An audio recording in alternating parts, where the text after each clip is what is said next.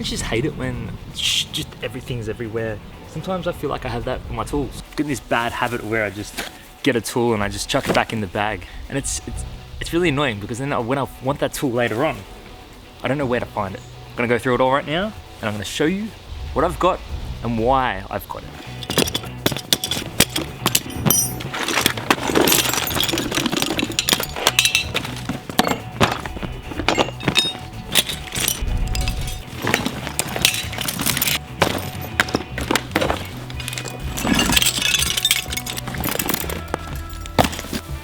So I've got all my tools here. I'm gonna go through them one by one and I'm gonna be putting them into these 3 bags that I've got.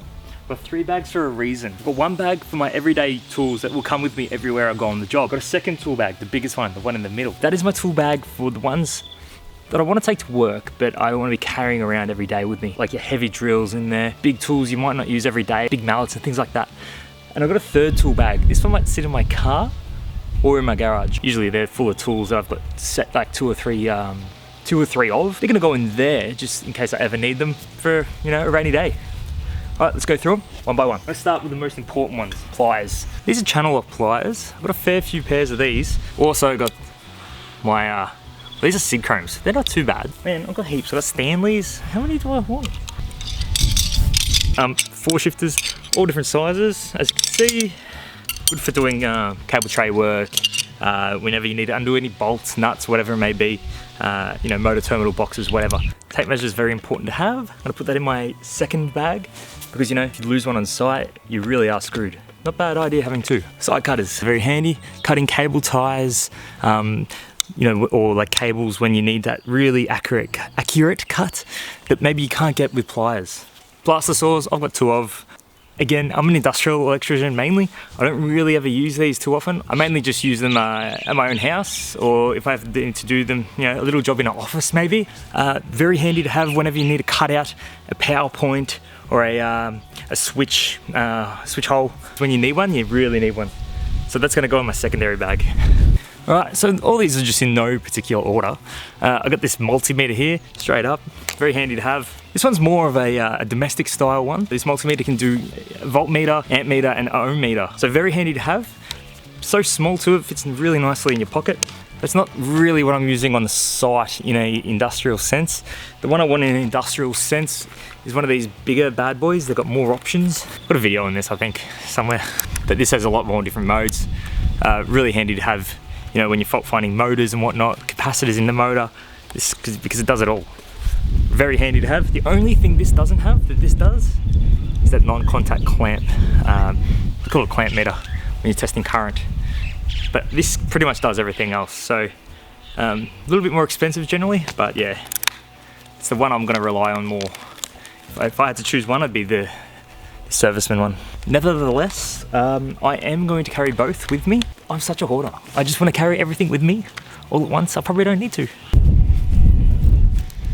Leatherman, super handy.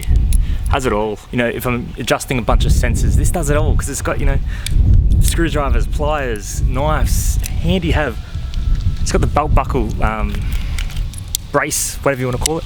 Sit this on my belt, carry that with me. Perfect. It's a bit funny at first, but you get used to it. Allen keys, bunch of different ones. Got 2 metric. I usually have an imperial one too. I don't know where that is. Handy to have the imperial sizes. It really is, because you get an imperial bolt and you don't have the imperial Allen key to fit, you're screwed. You are just generally screwed. So I need to get one. One of my favorite tools that nobody else has on site ever, and they're always borrowing mine. Huge set of multi-grips. Things are bigger than my head. Super handy, yeah. Look how far they open. Out of my jaw. You know, you can tighten up huge glands, like big industrial glands. Great for pipe fitting work too, if you ever like doing any sort of plumbing. Not that, you know, we really do, but handy to have. I've even actually popped my piston back in my brakes, my Ford Falcon. Pushing the, you know, changing the brake pads, push the piston back in with this, because I don't have the right tool, but this does everything. Handy. Electrical locks for lockout, tag out. When we want to isolate a circuit to do any work on, we should always lock it with a lock dog, an electrical lock over the top means that you can't turn the circuit breaker on whenever you're doing work on that circuit. Saves your life, really. Stops people turning on circuits on you whilst you're working on that circuit. So always have one of these on you. Note, they are not that strong. I used to lock up my garage with them. Easy to pop off with the hammer. Any robber with half a brain can easily get these off. Screwdrivers.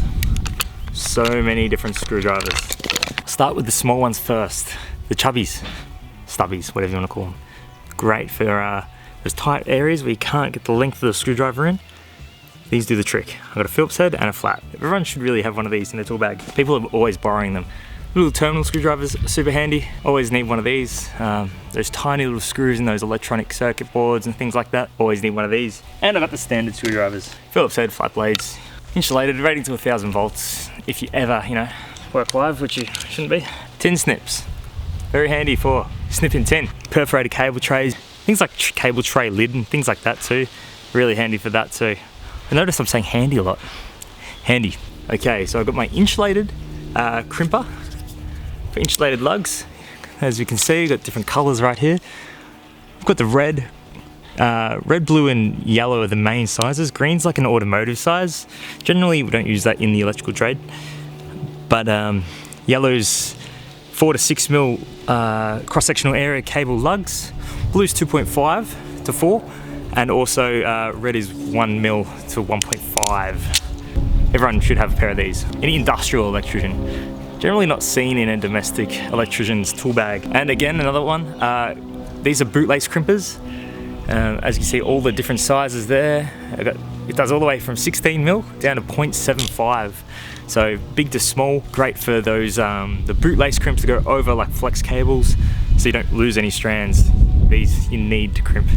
You can't just be using your pliers all the time, it's just not that effective. These do a great job. Stanley knife, can be very dangerous. Some sites in Australia actually ban these knives.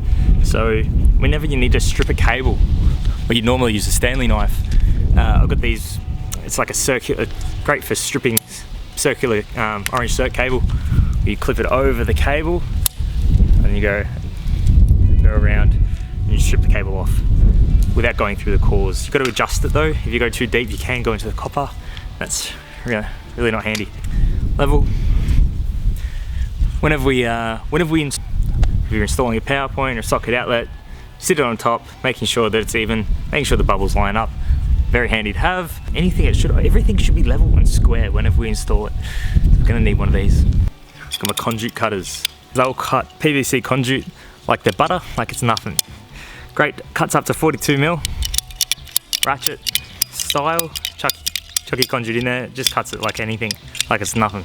One thing that's really handy to note that not many people know is this will cut through flexible cable like it's butter as well. I've cut big, thick 50 mil flex, I'm sure, from memory with these. You just go in, cut, and it's really no trouble for these things. It doesn't really damage them or anything like that. It's totally suitable, so handy to know. Okay, I've got my long nose pliers. Bit different to the standard long nose pliers. These ones actually are really long, really handy for getting those, getting right in there where you can't get your fat hand, but you can get these in, and pull things out. Handy. Scissors, cutting heat shrink. You want that sound. Oh yeah, nice and sharp. One tool that every domestic electrician probably doesn't have in their tool bag, but an industrial sparky would. Ratchet cutters. So get big cable, cross-sectional area of what's that, about 75 mil, and then basically chuck it over the cable and cut. That circular area will eventually close, and you're able to cut really thick cable. Really handy to have. Anything above this size though, you're going to require some sort of either a bigger ratchet cutter. You can get bigger ones, they're very expensive, and they're just not applicable to an individual having one. It's more the company would have one. Now this one, this is probably the most, this has made me the most money out of every tool I've got. It's a little 1/4 inch socket set. Missing some, of course. Always the 10 mil. You can never find the 10 mil, but super handy. Just everything, you're taking apart a sensor, you're putting it on. There's just too many reasons. I can't even think of so many reasons because there's too many. Get in those little areas where you can't get a big 1/2 inch or 3/4 inch ratchet set. Handy. Okay, This one here is a ratchet spanner, but it's got 4 different sizes all on the one handle. So I've got one size, turn it over, one size. So this will do all the way up from 8mm to 17 millimeters. I've got 3 of them though. I don't have the other 2. I don't know where they are. My tools are everywhere, but you should always have those 3 on you. You can do any size then. Oh, any size, that's important. Cable strippers, all it does is pull the insulation off the end. Usually you normally use your pliers, but I guess if you're doing a lot in one hit, this will save you some time. Stud finder. This thing will tell you where the studs are in the walls. When you've got plaster there, you can still see with this machine if there's a stud behind the wall. So you're not going to, you know, if you need to screw something and you need the stud to support, this thing's really handy to find them. Different opinions on them though. Some people say they're no good. So I've had no problems with this one, just personally. It does a great job. And it actually tells you when there's a live cable in the vicinity as well. Yeah, not really an industrial electrician tool, but something I just carry around with me in my secondary bag, just, you know, in case, rainy day. Punch down tool, if you're ever doing data and comms, handy for that.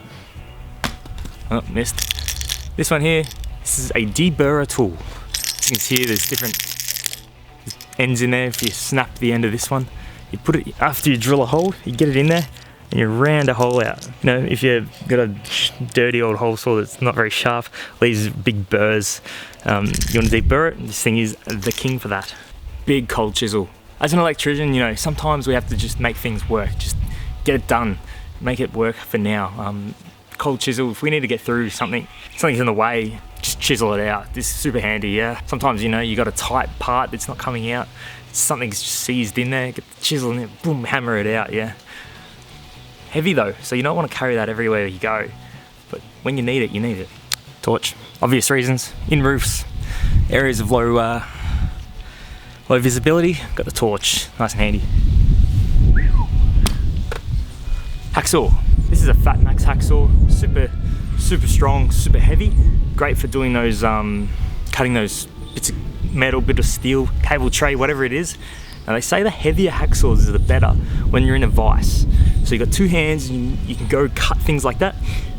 You get real light ones as well. Again, they're great if you're ever doing anything maybe outside of a vise, maybe the things on the side, just making things work, cut things out. You want a lighter one. This thing does get quite heavy after using it for more than say 5 minutes. But handy to have, always want one of these in your toolbox. Alright, got some different hole saws here. Not really the best shape, but I do need to get myself a new kit. The hole saw sizes you'll need in an electrician are 16mm, 20mm, 25, 32, 40 and 50. Square, we need to line up anything, say that we need to cut with that hacksaw that I just used. You use the square. Square, you scrub your nice straight line on, and then you ensure that way that your cut will be square. Battery drill. Used for lots of different things. It's got the hammer function, different gears, speeds, different torque settings. This one's cool. It's an electronic tape measure. It does up to 100 meters, all with a laser. Just can measure between, you know, wall to wall. You're able to see if a room is plumb, nice and square with this. It was really cheap too, it was about 60 bucks. Really cool tool to have in my bag. Flick volt stick, this will tell me where voltage is present in any location I am at. Be careful though, these are also banned on some sites. A lot of people are relying on them instead of using a voltmeter and then getting an electrical shock. As you can see, let's see if this works. Alright, it's picking up the static electricity. Handy to have as a guide, just a guide though, you know, if you want to confirm a circuit, which one's being controlled from where, you know, which cable is controlled by which circuit breaker. I can use this as a guide, but it should always test afterwards with a proper voltmeter. Got all my PPE with me, dust mask, you get in a roof, gloves, safety glasses are in the bag as well. A lot of sites you have to actually have that gear on at all times to do any work, which is fair enough. And a lot of other times, such as the dust mask, you just want to put on whenever you're in a roof or a dusty situation. You really don't want to breathe in much dust if you can help it. So I've got different markers here, permanent textures, paint pens, pencils, which are great for marking on walls because pens will come up under the paint, so you've got to use grey lead or pencil. And I've got pens too for just general writing. You should never turn up to site without a pen, just unprofessional. You need to fill out safety forms, whatever, you should always have a pen on you. Alright, got assorted drill bits here, all the way from, you know, small 3 to 4mm bits up to 12mm. I've also got spade bits here as well, great for drilling into timber and masonry bits, things like that. So I keep them all together, usually in like a little plastic box, something similar to that. You leave them all in there, and then you know where they are. Got electrical tape right here. Comes in all different colors and shapes and flavors: red, white, blue, green and black.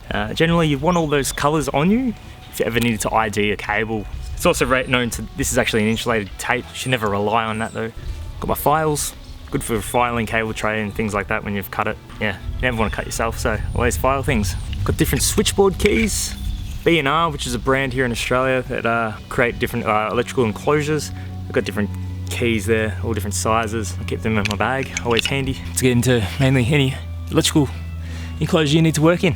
Head torch, great in dark situations. You put it either in your hard hat or just straight under your noggin. This is a cool one. I call this a step drill bit. There's other names, but I'd like step drill bit or pyramid bit, obviously for that pyramid shape. So you just cut a hole and then you keep stepping it up, goes all the way up to 22 mil. Should be known though that that can only cut thin material, so I wouldn't be going cutting cast iron with that. Got another socket set here, again 1/4 inch. It's so handy that I went and bought another one, and it's even got all the bits here for your star bits, your Allen key bits, Phillips head, flat bit head bits. It's even got this like cool little bendy extension so you can get around corners. Little things like that. When you need one, you need one. So I carry around this. This is a nut driver here. Excellent for motor terminals. This is the one you want. Lastly, I've got the nut driver size here.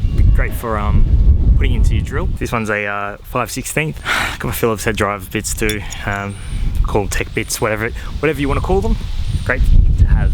Now that's pretty much it. So thanks for watching. Hopefully you got something out of this. If you're a first year apprentice, just starting to get into the trade and you're not sure what you need to have in your tool bag, hopefully you've got something out of this. Cool. See you later. Bye.